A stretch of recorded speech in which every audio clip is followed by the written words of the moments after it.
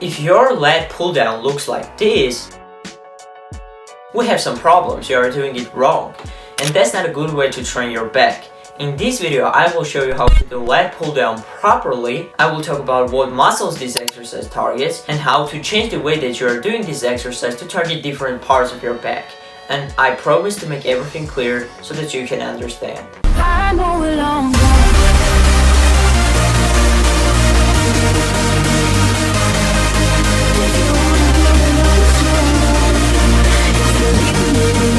Lat pull down is a very effective exercise for developing overall back. Muscles targeted by lat pull down are lats, teres major, teres minor, middle and lower traps, rear delts, and to some degree biceps and brachialis. It targets a lot of muscles and it's called a compound exercise. And based on how you are doing this exercise, you can target more your middle back or isolate your lats. And the first thing about the technique of the exercise is you want to use weight with which you can perform more than 6 reps with a perfect form. Going lower than 6 and heavier is great for strength development, but if we are talking about growth of a wider and thicker back, about hypertrophy, you need to be in a practical hypertrophy rep zone from 6 to 12 reps. If you want to emphasize and isolate your lats, you want to stay as upright as possible. You have 3 options when it comes to grip.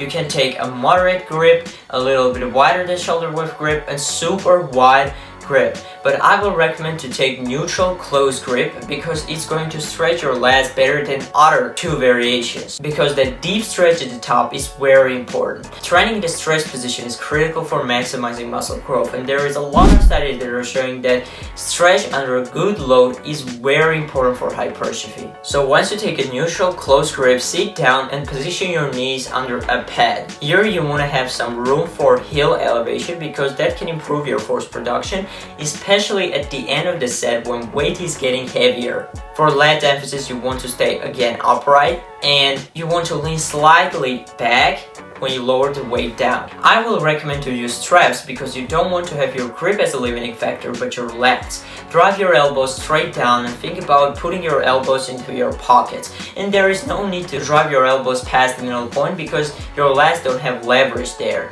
And you want slow, controlled eccentric because again, controlled and slow eccentric is very important for muscle growth. Like stretch, you don't want to let the weight to free fall. You are controlling the negative, you're pulling your shoulder blades apart at the top, and you do another rep with controlled tempo and proper execution. And man, pump you feel from this is so good. If you are using slightly wider than shoulder width or super wide grip, you want to take a thumbless grip, as with neutral close grip for better mind-muscle connection. As you lower the bar closer to your chest, you want to lean back by about 10 to 15 degrees, and when you are finishing the movement, you want to be completely vertical, but don't lean back too much. This version of the lat pull down is a great combination for lats and mid back. If you want to hit teres major more, you can take a very wide grip and stay as upright as possible. With the lat pull down, we are training the function of the shoulder called shoulder adduction, when your lats and teres major and minor contract to bring arms down to sides. That's the main function trained with the lat pull down. The second function is the shoulder extension, mainly handled by the lats and the long head of the tricep. And also there is an elbow flexion function done by the bicep and brachialis. If done properly, lat pull down is one of the best exercises for the back, and I hope now that you can do lat pull down with a good technique.